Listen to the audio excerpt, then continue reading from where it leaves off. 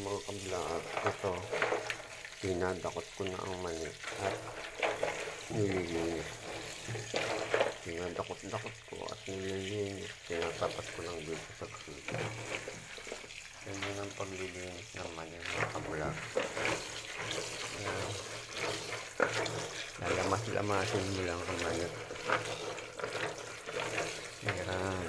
Pag nalamas-lamas mo na, matatanggal na ang dumi ng mani. Pag malinis na, dadakutin mo, tapat mo sa gripo, shoot natin dito sa kaldero. Ganyan lang mga ka-vlog ang paglilinis ng mani. Ayan. Dakot-dakutin, lamas-lamasin, tapos saka mo itapat sa gripo para malinis ang mani, saka maglagay sa kaldero.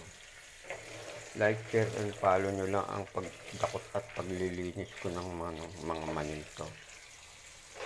Ito, pag naluto, ititinda ko ito mamaya. Madaling araw ko niluluto ito. Mga 4:30, lulutuin ko na ito ng madaling araw. Siguro magpo 4:30 na, kaya kailangan matapos ko na ito. Thank you mga ka-vlog. Like, share, and follow nyo lang to, ha? Para sumikat naman ako kahit konti. Thank you mga ka-vlog.